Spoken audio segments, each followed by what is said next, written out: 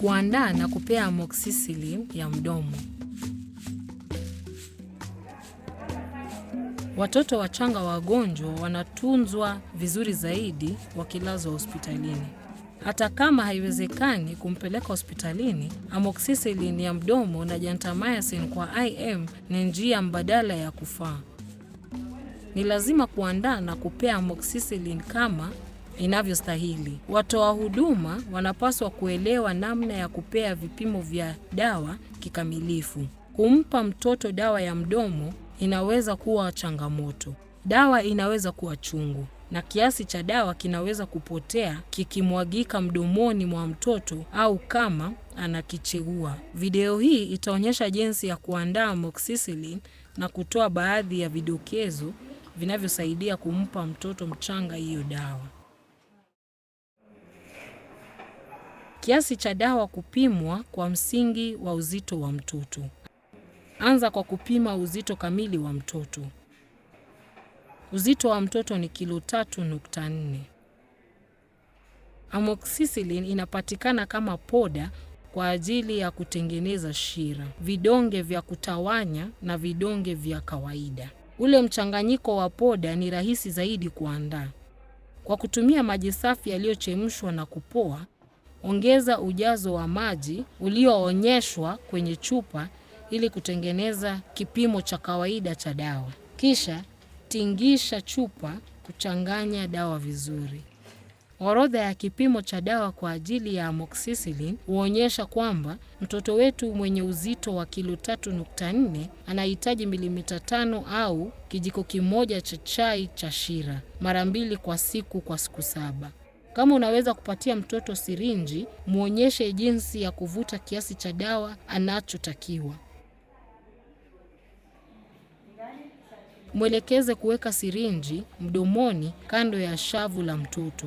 Kama mtoto anacheua au kutapika dawa ndani ya dakika 10, mwelekeze kumpa mtoto dawa tena. Anaweza pia kutumia kijiko cha chai. Huo ujazo wa vijiko vya chai ni milimita 5.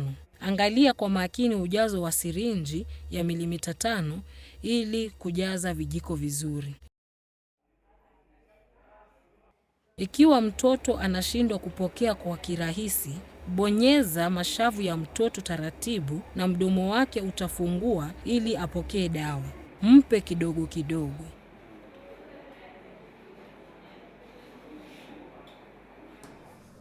Ile paladai ni kikombe kidogo cha malisho kinachotumika kimapokeo au Asia Kusini. Kinaweza kuwa njia ya kufaa sana ya kuwapa watoto wachanga dawa. Vidongo vya kutawanya ni rahisi kuyeyusha.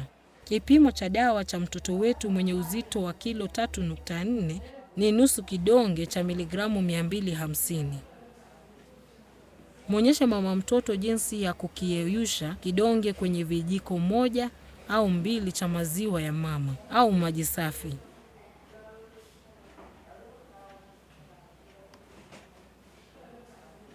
Koroga kimiminiko mpaka kidonge kimeyeyuka kabisa, kisha mlishe mtoto.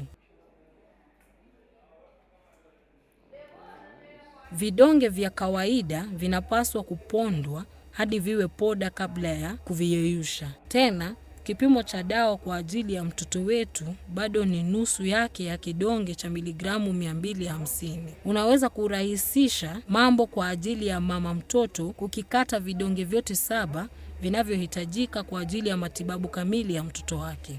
Muonyeshe mama jinsi ya kuponda kipande mpaka kiwe poda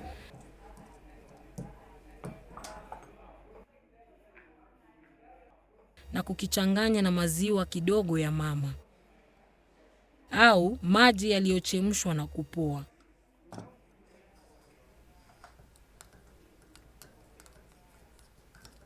Halafu anampa mtoto kwa kutumia kikombe au kijiko. Ikiwa mtoto anaicheua dawa mara kwa mara, mama mtoto anaweza pia kutengeneza mchanganyiko laini unaofananishwa na uji mzito. Anaweza kuongeza matone machache ya maji safi kwenye kipimo cha dawa cha poda. Hiyo itatengeneza mchanganyiko mzito ambao anaweza kuingiza mdomoni mwa mtoto wake kidogo kidogo.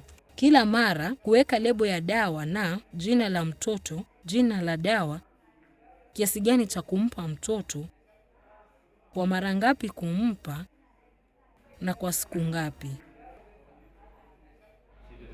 Mwelekeze mama lebo ya dawa. Mfanyie mama ampe mtoto kipimo cha kwanza cha dawa huko kliniki. Tia moyo mama kumnyonyesha mtoto baada ili ameze dawa yote. Mama anapaswa kuhifadhi dawa yote mahali ya baridi kiasi, mbali na jua na mbali na watoto.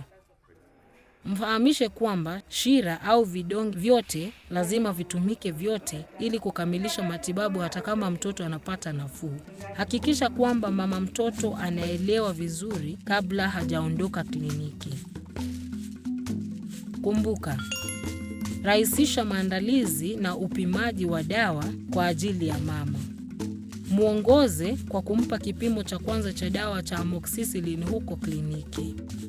Shirikiana naye vidokezo vinavyosaidia. Dawa itafanya kazi tu kama mtoto anameza vipimo vyote vya dawa.